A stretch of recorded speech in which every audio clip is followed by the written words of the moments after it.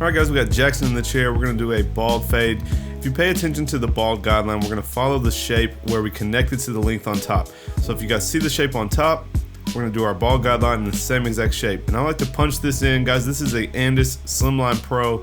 It's not very sharp, but it's perfect for the bald guideline because when we go to take that line out, it's going to be a lot easier than taking out a line from, let's say, a skeleton trimmer. Now I'm going to show you guys two different processes here. Normally I bald out a small section, as you can see, and then come underneath with the skeleton, but on the front sideburn I'm just going to bald out with the slimline, and I want to show you guys the difference.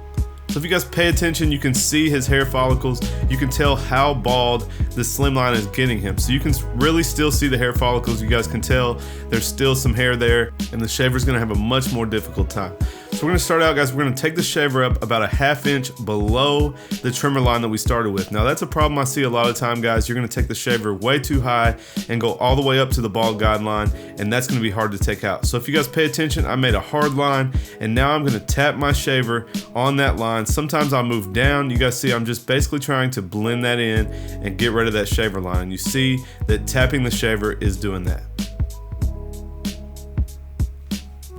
Now this next process is how I normally do it, and I want to explain it to you guys so it makes sense, but you guys can see how harsh that shaver line was in the area that we balded out with the slim line. So now guys, this is how I like to do it. I'm going to use my sharper trimmer. You saw we balded out a little bit of area with the slim line.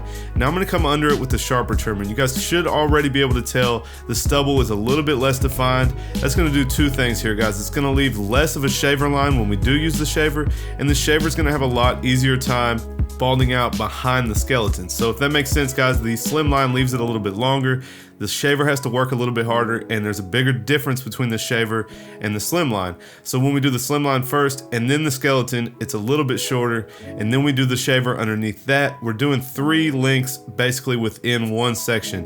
And I know that's the problem, guys. A lot of us, we don't treat this like a section. We just do our trimmer line, we take our shaver all the way up to it, and we cause ourselves more harm than good. So you guys can see now the shaver is going to come in nice and easy right into that skeleton length that we did. It's going to leave less of a line, and it's going to be much quicker to go ahead and get this transition set, and then we can work our way up from here. And you guys see still a little bit of tapping with the shaver is necessary, but you can see we have a nice smooth transition, and it was much easier. I know you guys can't hear the shaver, but if you could, it was really having to work hard over that slim line, and the skeleton just makes it work a little bit easier. And like I said, the shaver transitioning to the skeleton length is much easier than going to the slim line. But you guys can see that tapping motion with the shaver is really going to take out that line that it leaves. And the main key, guys, is not to take the shaver too high. Leave yourself about a ½ inch to blend out that shaver line. And you guys can tell we have a nice smooth transition up to the slim line that we started with. And now we'll move on to our open section, and I'll show you guys why that's important. So real quick, guys, we are going to do our open section about 3/4 of an inch up. And I want you guys to pay attention. You know I like to punch in my bald guideline.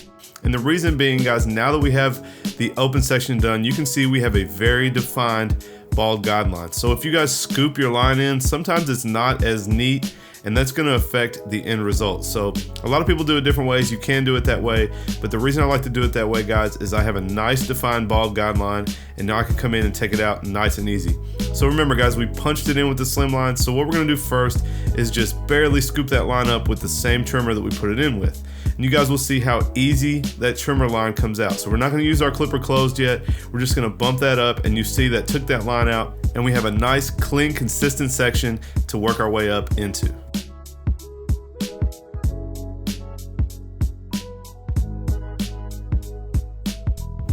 Now guys, just like polishing up a fade, if there's any lines left between the slim line and the skeleton, I can just come back in with my skeleton and soften that up before we move on to the clipper close. Now we saved ourselves a lot of trouble by taking the bald guideline out with the trimmer, and you guys will see now we are able to just bump that line up slightly with the clipper all the way closed, and then all we have left after that, guys, is to use the clipper halfway open on this last line that's left behind. So now the clipper's halfway open, and we're gonna go ahead and take out that last line, and you guys see how easy it was. I didn't have to battle with that bald guideline. I'm not coming in with the clipper closed, and it's not touching the bald guideline. You guys can see how easy we just made that transition from bald, even shaver bald, up to an open clipper.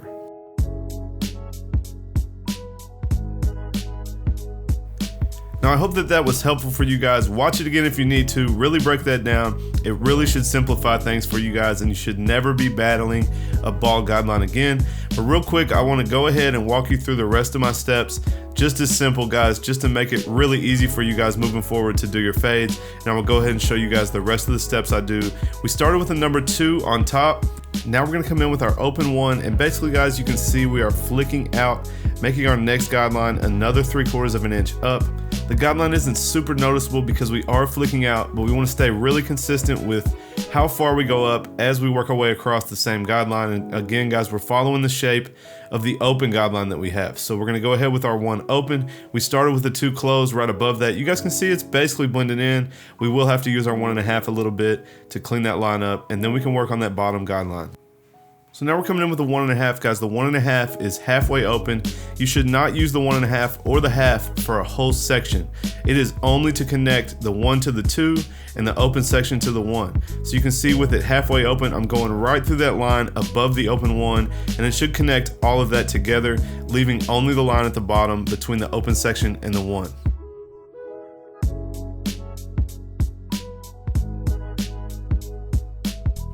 Now we just have 2 guards left, guys. We'll come in with the 1 guard all the way closed, and we should flick right into that open 1, and it's gonna lighten up the line above the open section.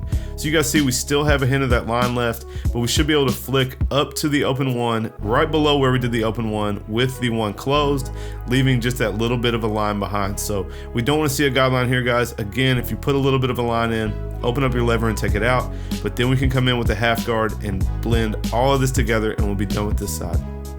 Now guys, the half guard is halfway open. That is the sweet spot between the open section and the closed 1.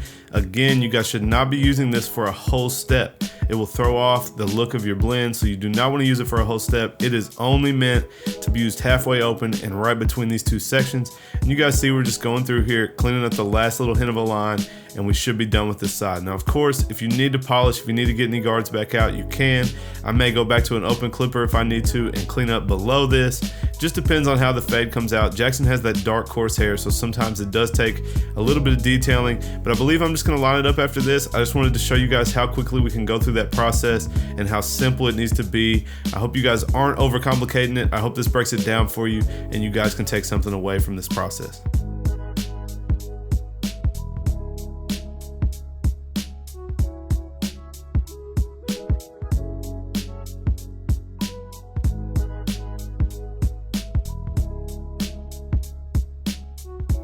Now we're just gonna edge up this C cup and you guys can check out the finished product. If this was helpful, guys, leave me a comment down below and let me know what you took away from this video. If you liked it, of course, smash that thumbs up, guys. It helps the channel so much when you guys do that. I would love to see 500 likes on this video. Let's see if you guys can do it. And if you guys aren't subscribed, make sure you hit that subscribe button and turn on the bell notifications so you guys don't miss another video from me. As always, guys, I appreciate every single one of you who watches my videos, and I'll catch you guys next time.